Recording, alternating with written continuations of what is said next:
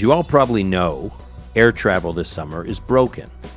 On some days, major airlines have been canceling 10% of their flights. You show up at the airport, security lines lasting 4, 5, even 6 hours. But at least you're hoping that you're not booked on a flight that is among the 1 in 10 flights canceled. Keep in mind, in normal times, it's something like 1 in 100 that are canceled. So from 1% of flights canceled in normal times to 10% now. Now, how did this happen? Is there an explanation beyond just the obvious, which is the turbocharged rebound from the past 2 years of pandemic-induced turmoil in the airline industry? After 9/11, we saw a single-digit percentage decline in air travel in the year or so afterwards. In 2020, during peak pandemic, the drop was north of 70%. So consumer demand has come barreling back after the entire industry was all but shut down.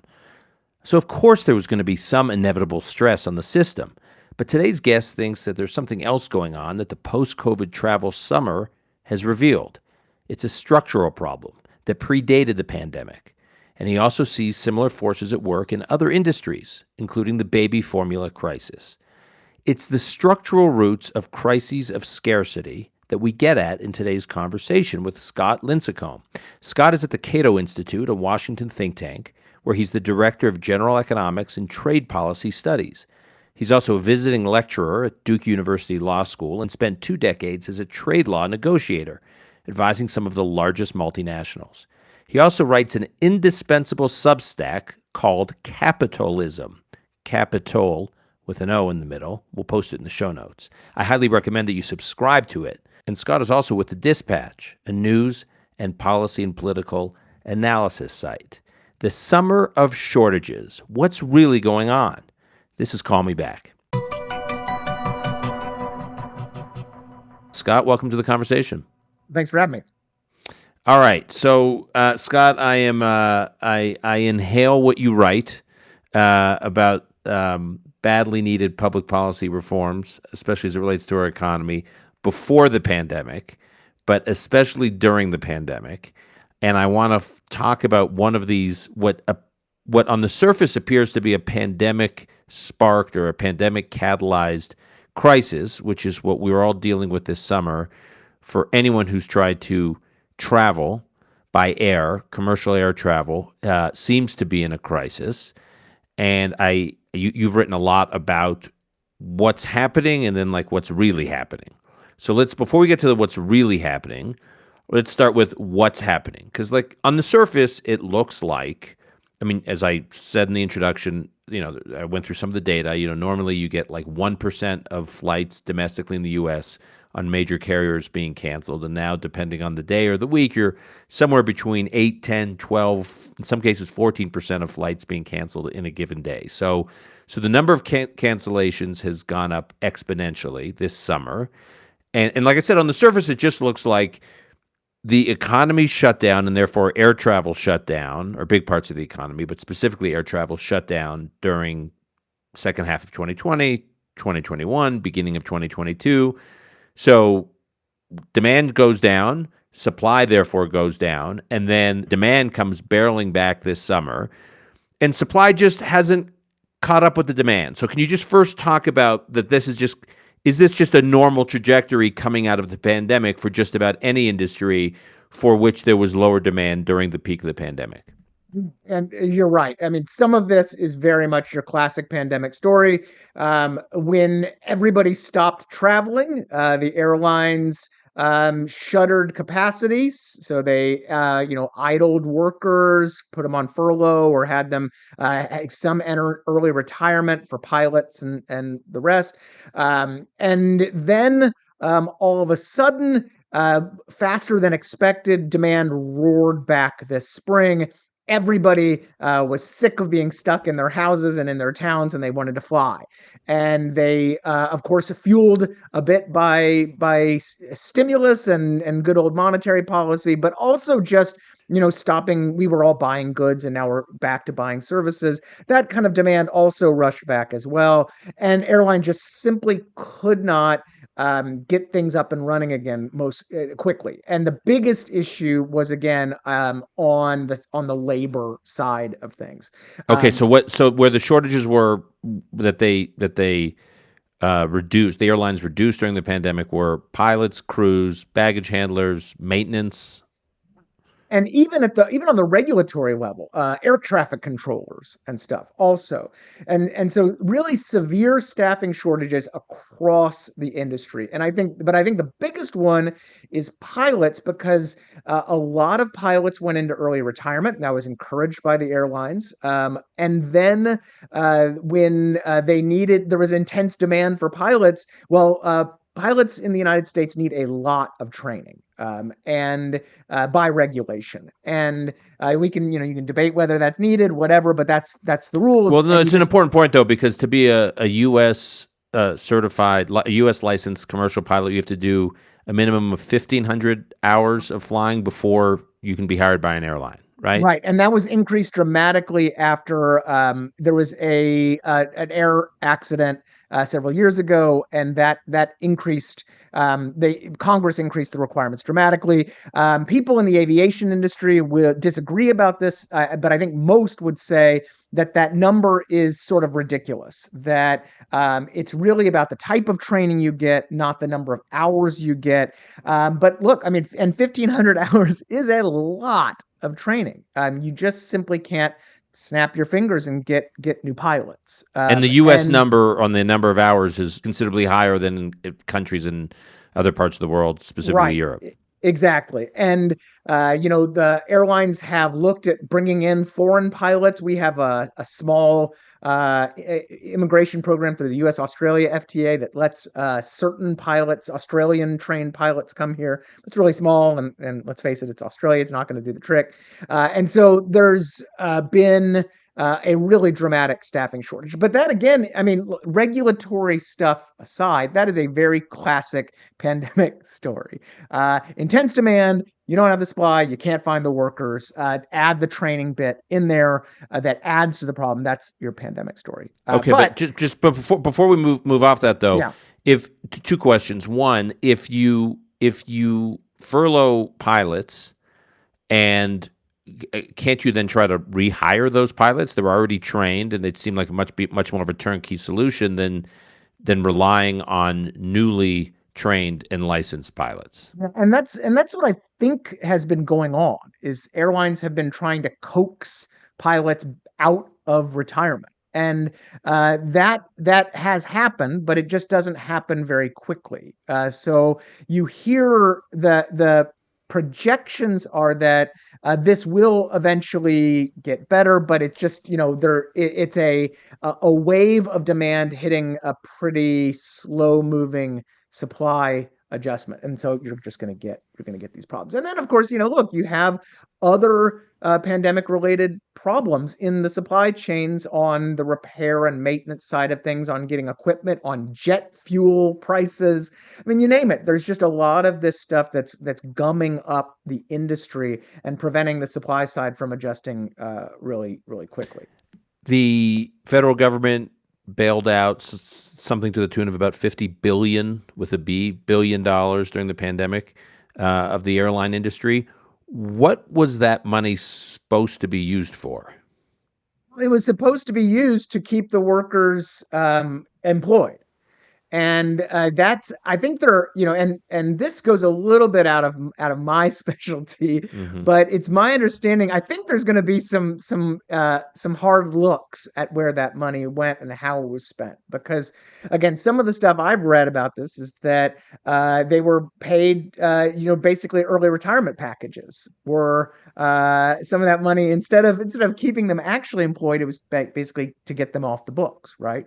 And that goes back to like a lot of industries, the auto industry being another one, where they just didn't expect the pandemic, the economy, and demand to bounce back like it has. Okay, so now I want to get into the specific regulatory issues that you believe are contributing to this crisis this summer that aren't necessarily related to the pandemic. I mean, they are exacerbated by the pandemic, but they existed and their roots lay long before the pandemic. So before we get to that, Can you just, for purposes of background for our listeners and for me, can you talk about the deregulation of the airline industry in the 1970s and why that was so important before we get to what we're dealing with now? The United States airline industry back in the golden era of flight, we see all those hilarious pictures of people in suits smoking cigarettes and having, Chateaubriand on those airplanes. Well, the golden age of flight was not so golden for most people. Prices were insanely high on an inflation adjusted basis. There weren't a lot of carriers. There weren't a lot of routes. So, as part of the unheralded Carter era deregulation and then going into the Reagan era too, the airline industry was dramatically deregulated in terms of controlling prices, so controlling fares, and in terms of allowing new market entrants, deregulating the types of routes and where planes can go. Kind of used to be basically the market was all carved up and fares were set, and that was it. So all of that was deregulated in the late 70s and 80s, and the result was a really a wonderful free market success. Not only did fares dropped dramatically, but also routes increased. So we now had planes flying to a lot of places that there used to not be planes flying.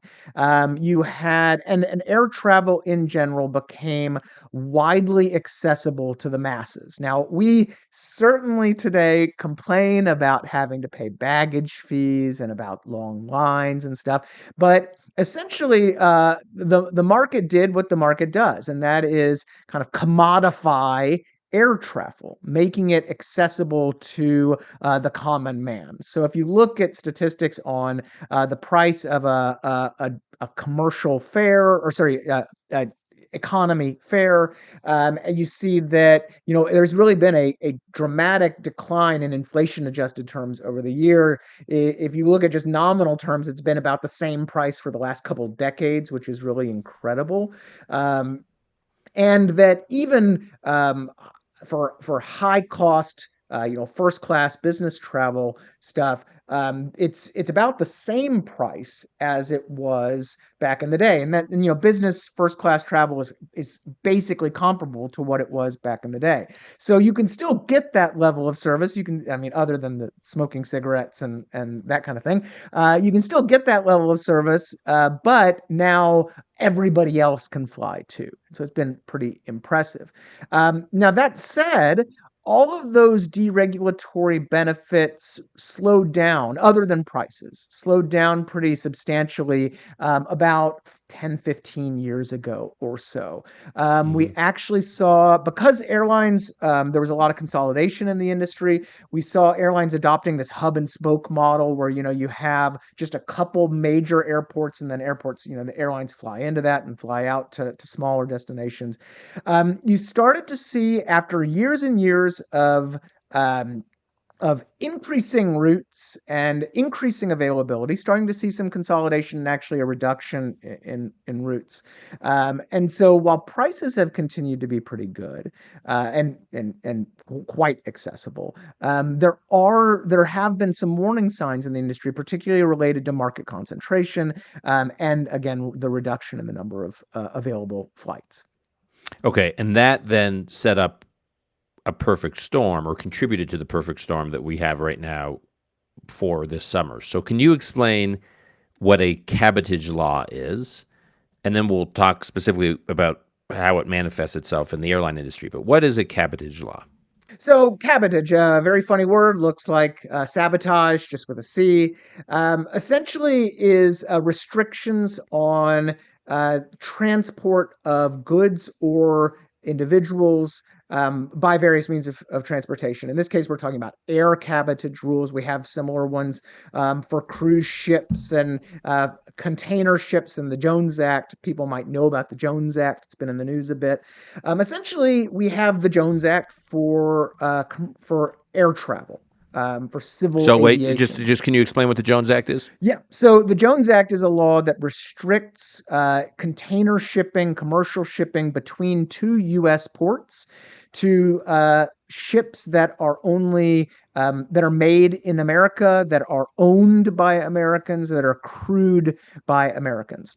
So we essentially have the same law for air travel. The only Hmm. difference is that it's not the crew requirements are not there. And also, we don't have the made in America requirements. But the big ones are that it has to be owned and operated by Americans or American companies. So essentially, that means that you're only going to have US based carriers operating between two US airports. And that's the key, right? You can still fly internationally, just like the Jones Act. You can still ship products using international shipping companies like Maersk. You can still fly internationally using foreign carriers, British Airways, Lufthansa, whatever.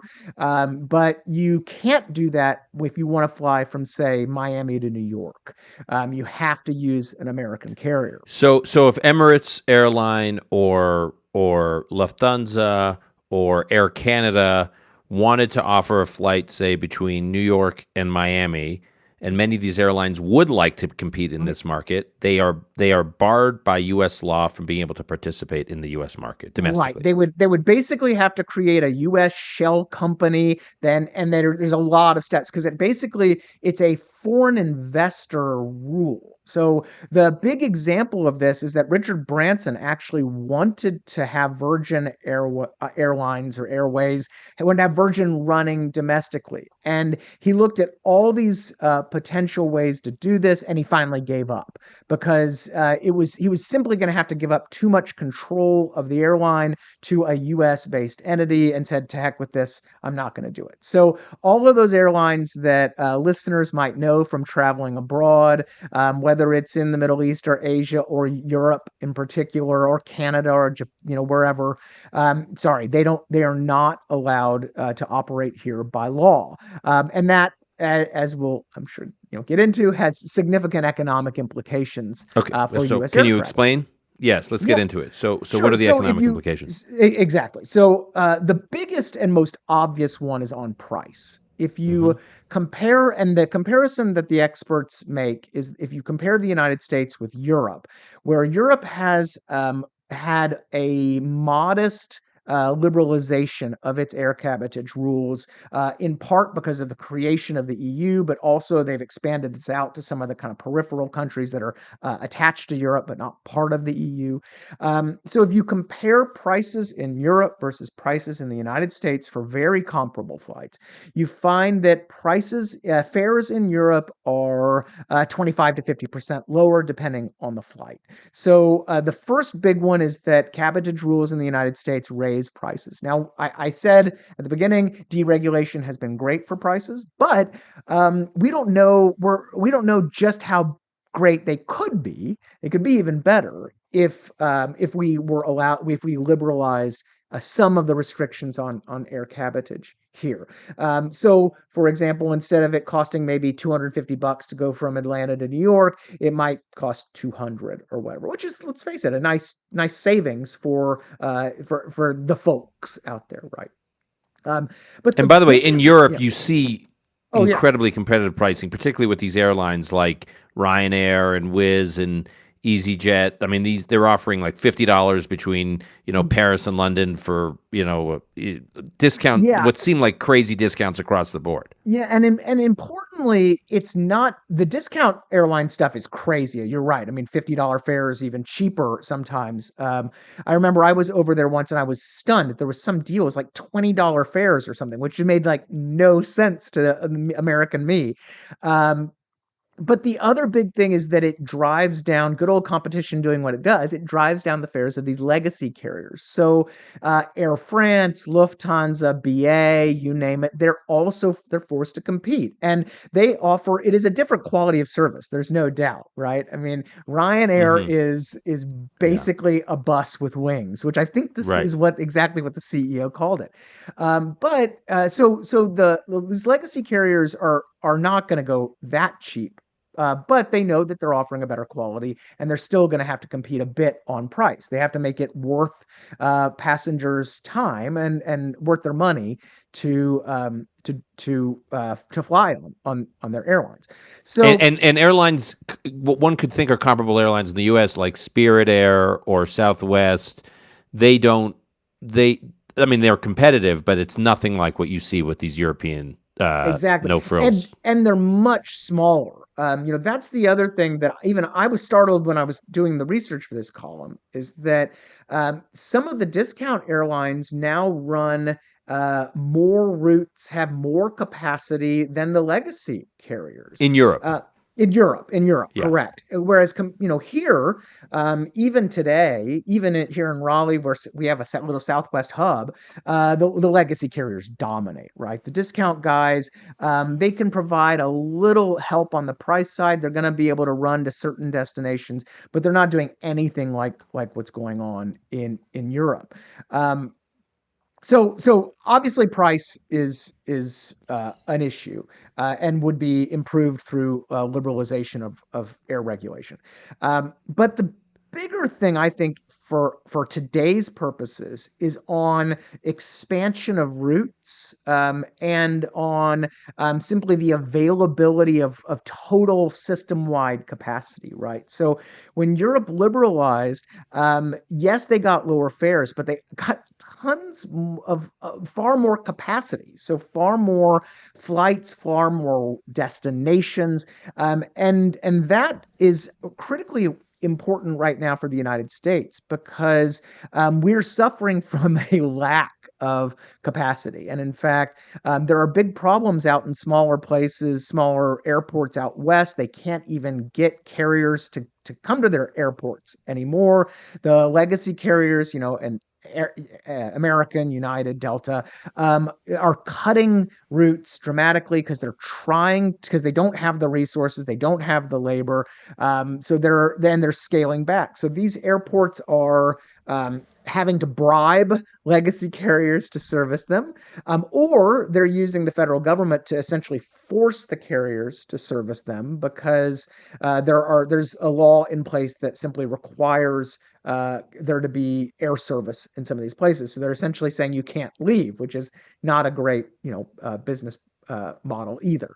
Um, so, air cabotage provides a potential safety valve in this regard. One of the things I write about a lot is that, we tend to think of things as US capacity and foreign capacity, but it's better to think of Mhm. it as like total global capacity, right? And to the extent you can create a larger system, you have better opportunity to mitigate potential shocks, right? So we have a shock to domestic air capacity, and there's the potential for having additional foreign capacity to kind of fill those gaps. And the primary objectives behind the air cabotage laws or air cabotage law include obviously protecting domestic carriers. So part of it's just plain old, you know, economic protectionism, right? Yeah, Okay. yeah, for sure. And then what about security? Could an argument be made that the nature of air travel and the kind of security threats and actual incidents, crises, security crises we've faced here in the United States around commercial air travel is such that we're going to have a higher standard and we are going to have some good old fashioned protectionism, not only for economic protection of certain industries, but to actually make sure we dramatically heighten our oversight over these players that are coming in and flying, these foreign players that are coming in and flying around our skies. I mean, I think there's a national security argument against unlimited air cabotage, right? I mean, I think you can come up with even a zany libertarian like me can envisage some sort of limitations on liberalization, right? But that doesn't really seem valid when you're talking about large carriers from Europe or Korea and Japan and these other places, right? Where the safety standards are the same. The jets they're flying are the same. I mean, they're all flying Boeing, Airbus, Embraer, those types of jets. The training is comparable. The safety records are comparable. The vetting of the Yeah, the personnel vetting, operating the thank you, planes. is comparable. And of course, you could have your own vetting. There's no reason why there couldn't be a rule that said that foreign pilots flying here have to go through a screening of some sort, right? And we're Um, already allowing these airlines to fly into the United States, so it's it's not like they're being kept out. They're already flying into the United States because the Capitolism laws does not affect Yeah, international travel. and they're flying into the largest metro areas in the country, save maybe Chicago. But even there, they're flying in Right. because we, of course, have international flights going inland as well. So yeah, and I think that's another great point that these things are already happening, and it's again very much like the Jones Act. You hear all the time we can't have foreign ships going from port to port, but we already do. The only difference is they're not going in between two U.S. ports. So it's a very artificial restriction. But I think the other thing to note is that to the extent we're worried about from a security perspective, just and from a safety perspective, the age of planes, the availability of the total capacity here in the United States. Um, the fact is that protectionism does kind of what protectionism does, and that is it discourages innovation, it discourages upkeep, it discourages the constant improvement of the facilities and the services, and so more competition would likely produce a better industry in the long term, a safer industry as well. Although safety's pretty darn good these days compared to the good old days. Hmm. But there's no if for somebody like me who flies a lot, particularly on these kind of regional jets, it's not like we're flying tip top models of wonderful brand new jets out there. And that part of the reason for that is just simply there's no reason they don't have to compete. Why would they provide a nice fancy new jet for me to fly on? Okay, so I want to pivot from air travel to the baby formula shortage, the other big shortage news story of the summer. And obviously they're very different, although maybe not. And so I just so for starters, we're experiencing the context of the pandemic shortages. We're hearing about shortages of chips, computer chips, semiconductors, of used cars. I mean, just every other week there's a new story of some major shortage. Obviously, construction supplies, um, baby formula. So what on the surface, what is the story of the baby formula shortage? And then I want to get into some of the regulatory issues. Well, yeah. So the surface, you again start with the pandemic, right? Baby formula producers in the United States were expecting depressed demand because nobody was having babies, and then when the economy bounced back and everybody started having babies again, um, uh, they were scrambling. Producers were scrambling to catch up, and then you throw in again the usual supply chain stuff, trucker shortages, and the rest. You had problems, and then the real match that kind of set the blaze, though, was this Abbott Laboratories factory closure in Michigan. There were a couple unfortunate infant deaths that they thought might be connected to some Abbott baby formula. That still hasn't been totally proven, but better safe than sorry. Abbott did this massive voluntary recall, and the FDA swooped in as they do. And Abbott's biggest facility in Michigan was shut down.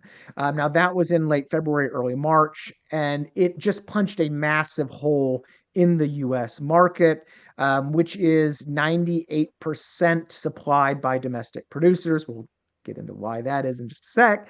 But look, you punch a massive hole in the supply. You have continued demand, plus people start getting worried. As a parent myself, you like your formula, you like the formula you're on. If you start seeing those shelves get a little bare, you're going to buy a little extra. everybody Hmm. does that, boom, you have a big demand side problems. So that's very much a pandemic story with the added factory closure, adding insult to injury. But again, we see that the big problem has been that 98%. So Okay, so we let's talk have, about that. yeah, so we have high tariffs on imported infant formula from basically everywhere, even our free Okay, so trade just agreement. again, for our listeners, just think of tariffs as taxes on imports. Yeah, sorry. So yeah, that's all right. So taxes on imports. So if you want to buy baby formula from a foreign country, you are paying a higher price because of a tax that the U.S. government mandates the foreign supplier, the foreign brand, pay that gets priced into that product. Right. And in this case, you're looking at effective tariff rates of around 25%. But it's actually worse than that because these are things we call tariff rate quotas, which means the tariff rate gets higher as more quantity is imported. So if you're Hmm. an importer and you aren't sure about whether you're going to trigger that higher duty, what you're going to do, you're not going to import, right? So that's a Hmm. further that uncertainty further discourages importation. So that's our first wall around the country. But we also have really onerous FDA regulations related to infant formula. In the United States, we regulate infant formula more like a pharmaceutical than a food product. We're one of the only countries that does that. But the FDA also has very strict rules on labeling and scoop size, and of course, nutritional information and the rest. Um, and those rules are a non tariff barrier to imports and have really created, combined with the tariffs, an effective blockade on imported formula, So including, you know, if a foreign producer of baby formula wants to compete in the U.S. market, they have to go through this, what some would yes, argue, an onerous FDA right. process in Yeah, order to play in the market. at the very least, we can say it's a costly and time consuming process, right? Even though Um, those producers' products have been approved in their countries where there are regulatory bodies that are well respected by the FDA and are, in other contexts, would be perfectly prepared to recognize the approvals given to other products by those regulatory bodies in other countries. Yeah, and where there are Americans clamoring for these products, there's demand for that product. So the big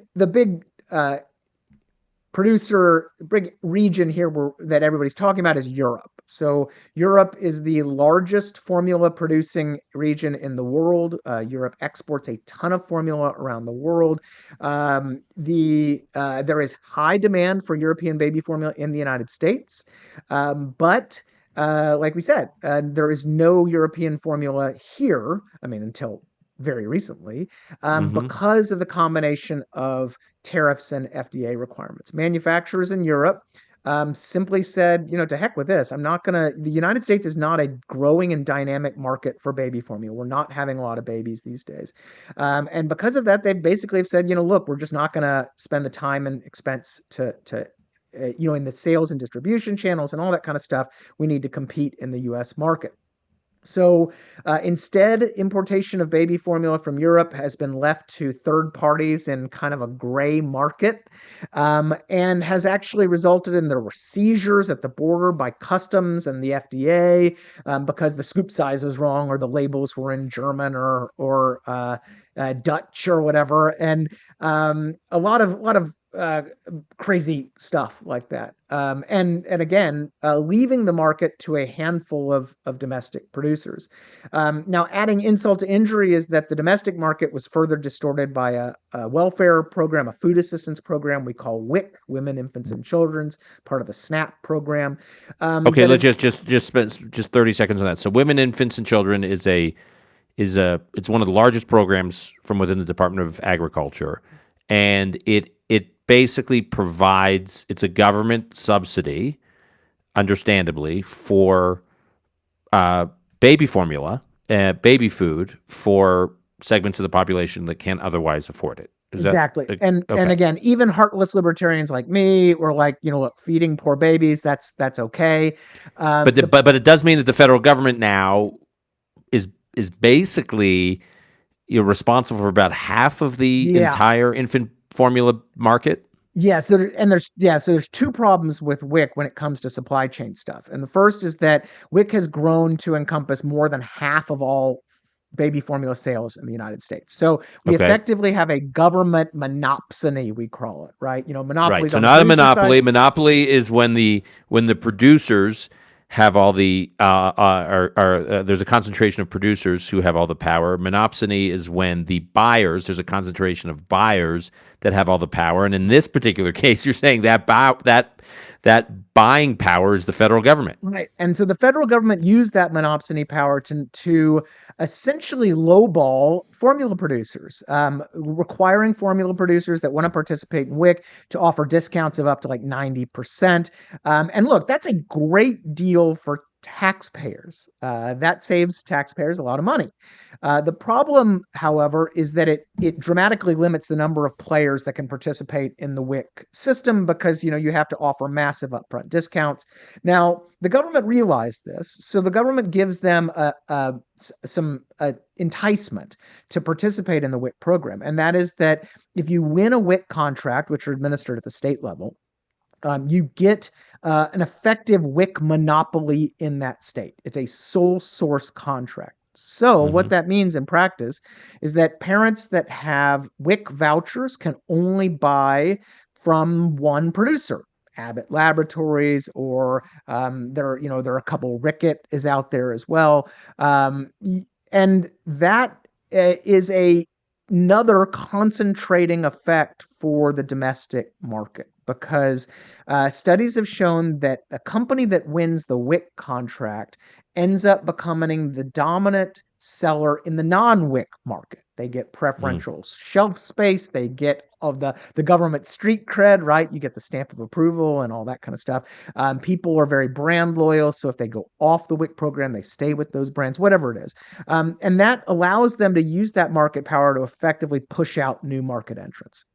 So you combine the WIC program's effects with basic heavy regulation of infant formula, like I said, like a pharmaceutical, and you have like no market entrance in the domestic sector. The first we hadn't had a new market entrant in 15 years until just a few weeks ago, and it costs millions of dollars, hundreds of millions of dollars, to meet all the FDA requirements to get up and running, and years to do. And so you combine that together, and we have a market that is walled off from foreign competition and concentrated domestically, among a handful. Four producers control basically the whole market here.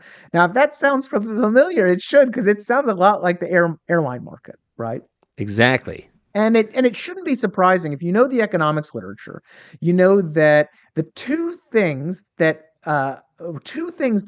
dramatically increase market concentration are protectionism, so import protection from import competition, and regulation. So the higher the level of regulation, the fewer players you're going to have. And then you combine the sole source contracting and government procurement on the airline side, and boom, I mean, you have very similar effects in terms of having a highly concentrated but also highly fragile market.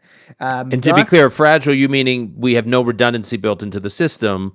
and no So and yeah, no redundancy and no flexibility. So what happens when you have any sort of shock, um, whether it is a factory closure or a domestic labor dispute, if you're talking about airlines, whatever it is, the system simply can't adjust because there's no additional capacity. Again, globally or domestically, you don't have new market entrants rushing in. Normally when you have a supply problem, prices go up. The prices are a signal to other suppliers to enter the market. Well, we have all these rules, tariffs, FDA regulations, cabotage rules on the airline side that don't allow new suppliers to come in. And then the political economy is the last nugget that is very similar, and that is that you also, when you have this protectionism and these regulations, you create new constituents that are going to fight like heck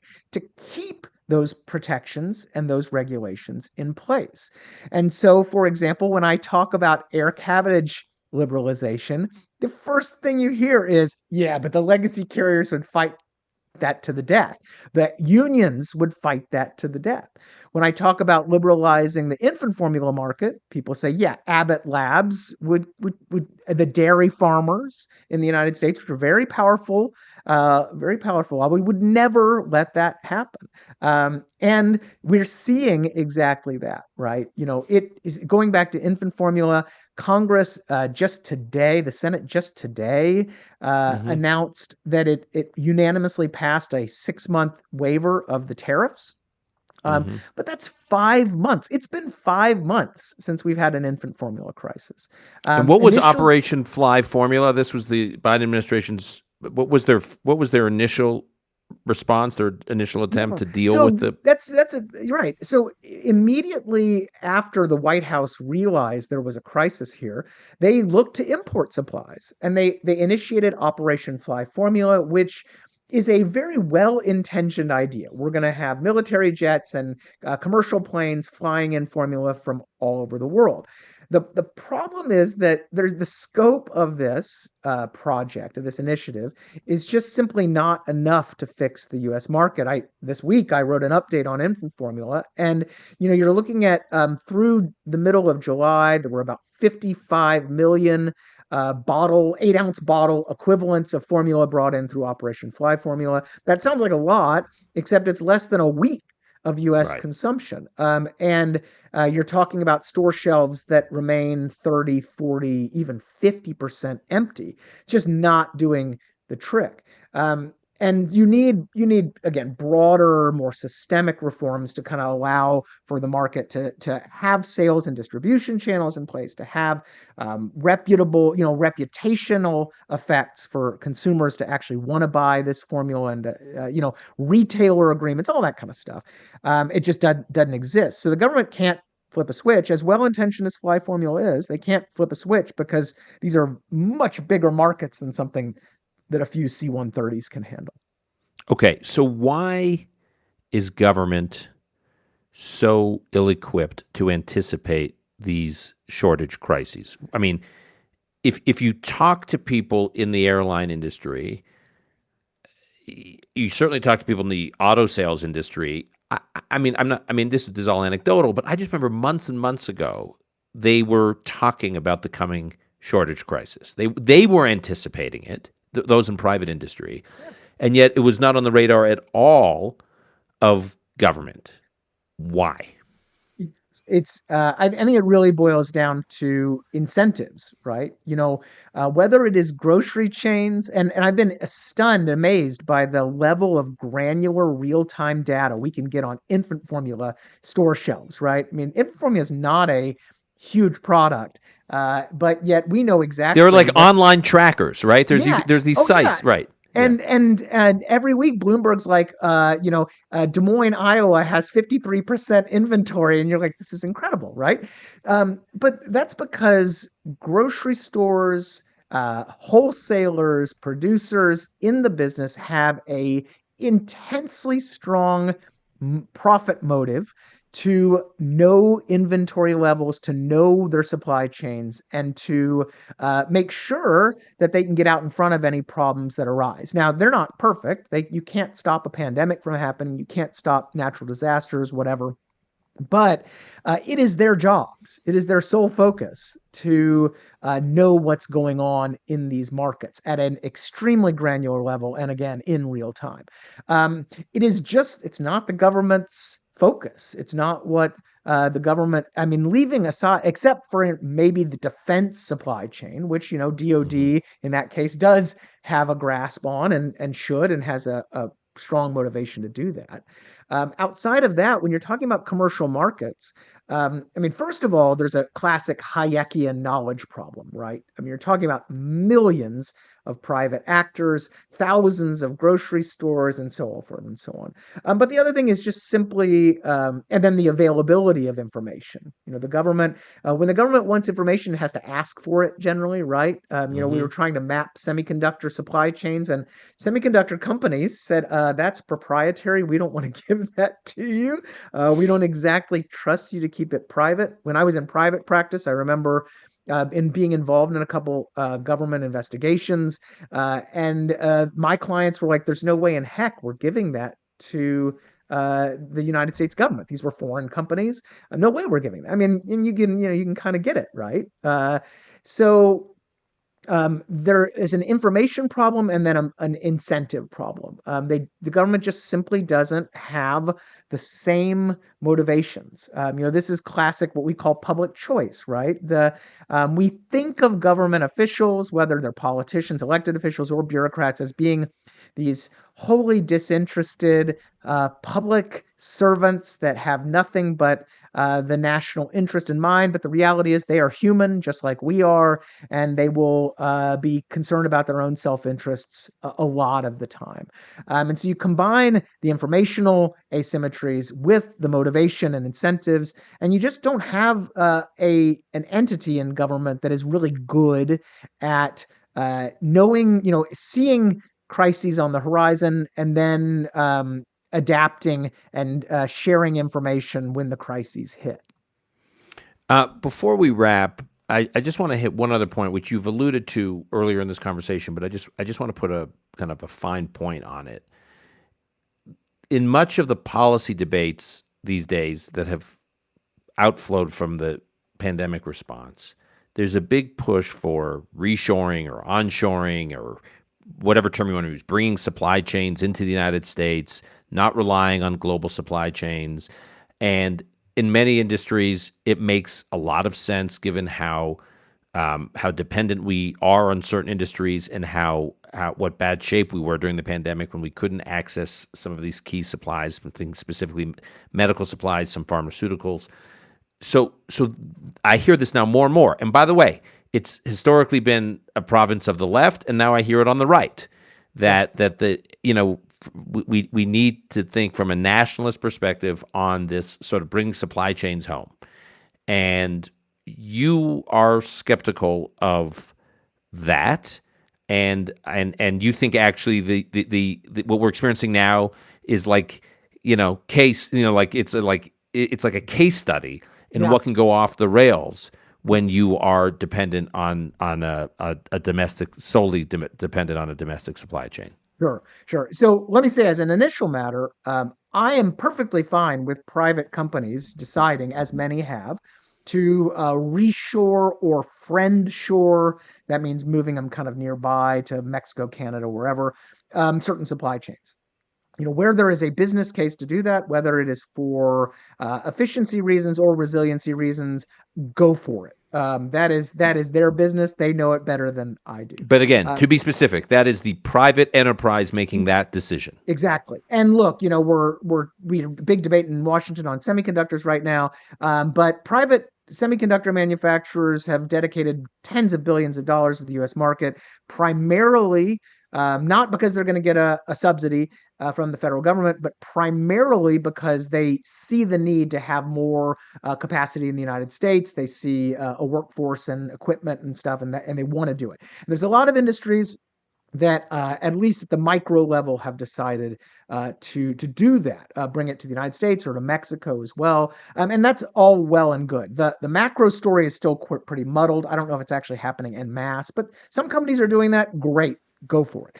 My problems come in with the forced reshoring model, essentially using tariffs and subsidies and regulations and procurement contracts and the rest to either coax or coerce companies to manufacture here. And I think the reasons my skepticism arises from three places. One is, in terms of natural disasters and global pandemics and you name it, a lot of the same problems that affect global supply chains affect domestic ones, right? So pandemic is a good example of this, but there are certainly others. We had truck shortages and labor shortages and material shortages here in the United States, similar to what they were having in Germany or Japan or China or wherever. Certainly there were discrete issues at ports that were very specific to kind of the global supply chain, but a lot of the problems that affected global supply chains affected domestic supply chains as well. But the bigger problem, I think, is that reshoring really just trades one vulnerability. So you're no longer vulnerable to external shocks, to foreign shocks. For you're just trading that for vulnerability to domestic shock, right? So maybe you're not vulnerable to the Fukushima disaster in Japan, or China going zero COVID and shutting down its ports. You're not vulnerable to that, but you are vulnerable, and in fact more vulnerable to, say, a freak ice storm in Texas, which shut down tons of chemical supplies here in the United States and is still actually rippling through certain supply chains even today, and things like foam for furniture. But then also a factory closure in Michigan can shut down a domestic supply chain and domestic supply of infant formula. So you're really just trading shocks. But the economics literature shows you're not just trading shocks. You actually end up worse off. Shocks that hit nationalized supply chains, domestic shocks, actually impose greater damage, which makes, I think, sense from kind of a basic rational logical level. When you put all your eggs in one basket, and then the basket breaks, you have bigger problems than if your eggs are spread out all over the world. And that's basically what the economics literature shows, that you actually become worse off. And then of course you're poorer in the process. Reshoring, protectionism, all these things tend to raise prices. That's the whole reason why offshoring occurred in the first place was to deliver benefits to consumers in terms of cheaper prices and more availability. Well, you're going to reverse all that. You're going to get higher prices, less availability. You're going to be dedicating resources in the United States that could go to higher productivity activities, whether it's tech or whatever, and is going to be dedicated to lower productivity activities like low skill manufacturing or whatever. So you end up, poorer in the process. But then the third big reason is that the reshored system that relies again on government policy inevitably becomes sclerotic and inflexible. So, you go back to baby formula or airlines, and I mentioned this already, but look, to the Biden administration's credit, they realized during the infant formula crisis that they needed to bring in imported supplies. Even the FDA has realized, the notoriously sclerotic FDA has realized, wow, this is not good for resiliency. That was their word, not mine. That we need more import competition to boost national resiliency. The problem is that the system just can't adapt that quickly. Again, you have the political economy issues, you have protected interest groups, you have bureaucrats that like their turf, whatever it is. The system just doesn't want to adapt. And of course, outside players can't enter the market until the policies adapt. And then, of course, you have just simple congressional inaction, right? Congress is more of a debating society today than a legislative body. Tweeting right, society. Tweeting society, right? Yeah. And so you combine all of those things together, and you see that the closed system is almost impenetrable, even in times of crisis. And you go back to baby formula, where it took Congress 5 months to do a very simple thing like suspend tariffs for a mere 6 months to the end of the year on infant formula. So for the last 5 months of empty shelves, we've had 25% tariffs on infant formula. That's crazy. But the system just doesn't work quickly to fix problems. Whereas a open system, surely vulnerable to shocks. There's no doubt. But the open system adapts very quickly because, as we talked about, the players in that system have a really strong profit motive to adapt quickly, right? Automakers don't like empty car lots. Grocers don't like empty store shelves, and they are going to work like heck to do whatever they can, whether it's reshoring or finding new suppliers or whatever, to get those supplies back in stock for consumers' benefit as well. And that system, for as messy and unpredictable as it is, turns out to be more resilient in the long run than the supposedly resilient protected one. Before we let you go, what is the next shortage crisis that we're not paying attention to, where we'll be talking about it the way we've been talking about baby formula and air travel? Oh gosh, that's tough. But the one, we might have a re-crisis of sorts. But I think the one that I'm looking at right now is West Coast port situation. We had a big backup on the West Coast ports last year, and that was a big story.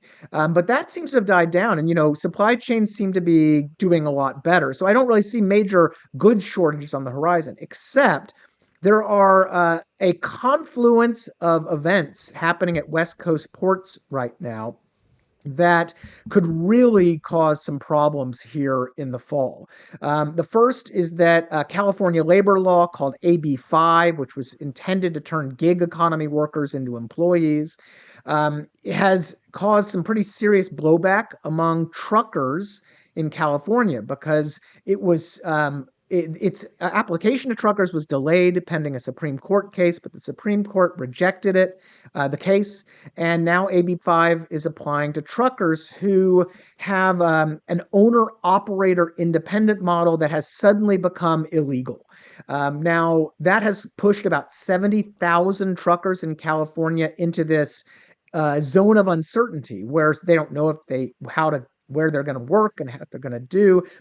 But now you have like 1,000 truckers or so are protesting at the ports. They're protesting AB 5. And a group of truckers is even blockading the port of Oakland right now. So that is a first problem. 70,000 truckers in California, where our biggest ports are located, are now suddenly in limbo, and there's major protests. The second big port issue out there is the unions and the ports themselves are in a labor negotiation. So the Longshoremen's Union out there, and that has become quite contentious too. The contract is officially expired, but nobody has walked off the job yet. But there is a chance that if the two sides don't agree this fall, that you're going to have some sort of work stoppage, lockout, or strike that would affect all West Coast ports, including LA Long Beach, which handles about 40% of all container traffic in the United States. So potential crisis number two. And then third is we have rail labor negotiations that are nationwide, but again, would have a really particular impact on the California kind of ports out there, because there's a lot of rail that comes inland from there into Chicago and the rest. And there again, the rail companies and the unions are at loggerheads. And in fact, under U.S. rail labor regulations, the president has appointed an emergency board to try to oversee this. But though that board's cooling off period, so nobody can strike, no lockouts, ends again in the fall. So here we have three huge labor rate related events happening all basically at the same time and all affecting the most important ports in the entire country. So if I were to pick one area where we could potentially see some pretty serious problems in the months ahead, it would again be back out there. Wow. Well, thank you for the good cheer. Maybe we will work out. Maybe I know. Right. We will leave it there.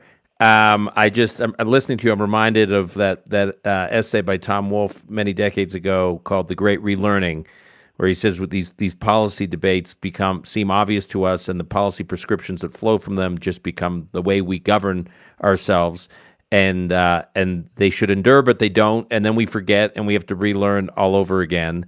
And so having you on is helping me at least think about getting back to basics. I think it's important, and I have a feeling we're going to need more of it. So I hope to have you back on. Hope you'll come back. Definitely. Thanks a lot. It was a good time.